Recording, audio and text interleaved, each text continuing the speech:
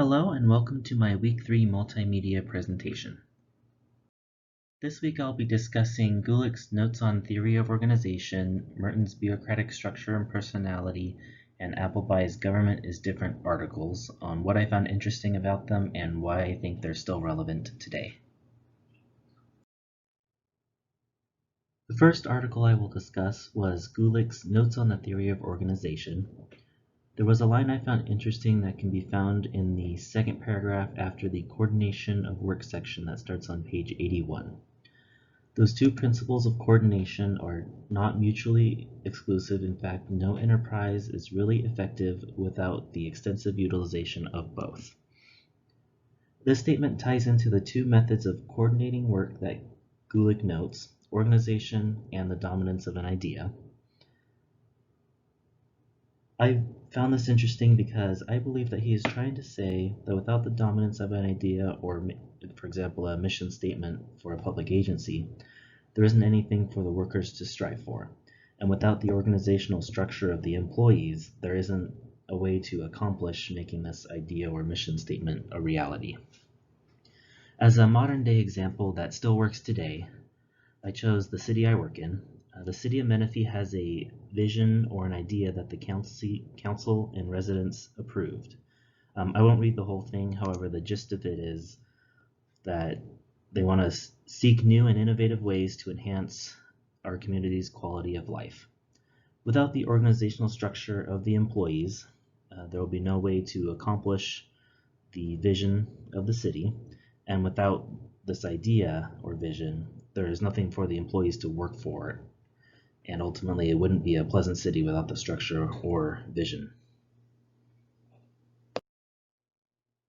The second article I will discuss is Merton's article, Bureaucratic Structure and Personality. There were two statements that I found interesting on page 97, first paragraph on the right side, and page 99, third paragraph down. First one is specific procedural devices foster objectivity and restrain the quick passage of impulse to action. And the other one was methodical, prudent, and disciplined.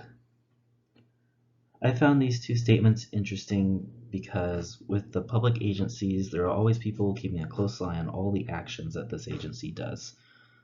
For example, a judge must be methodical, prudent, and disciplined and follow all the procedural devices set up by law. And if they don't, and it later comes to light that these devices were skipped, it could lead to questions about all the work the judge has done over the course of his career. The last thing a judge would want is all of his work to be called into question over a skipped procedural device. I believe this plays a very important role, especially in today's world with all the ongoing protests about police. The last article I will discuss is Appleby's Government is Different. There wasn't a specific line from this passage, but rather the whole article is one large idea, and as he stated in the title, government is different. And by government is different, I assume it's different from private sector jobs.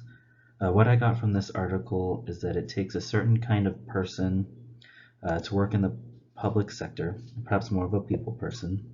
I believe this idea still applies today, as when one is working in the public sector, it should be to help the residents of the city or the county they work in, and especially if one is an elected official, they should be working for the people. We wouldn't want the character of the government to be a bunch of people doing things for their own selfish reasons, but rather to advance the public interest by doing what the public wants. This is different from a private sector job in which government employees or officials are there to serve the public, rather than at a private company, you're always doing everything either for the company or the shareholders and making as much money as you can off it. And that's it for this week. Thank you for listening.